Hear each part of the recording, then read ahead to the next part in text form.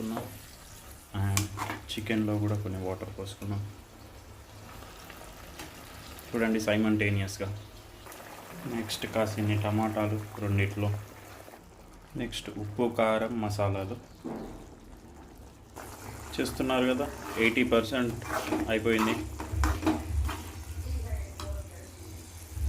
Chicken, prawns,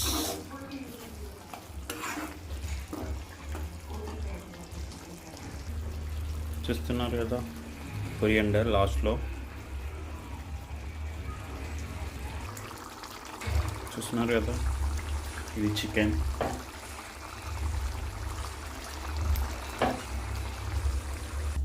చూస్తున్నారు కదా. Prawns chicken ready to eat అన్నమాట.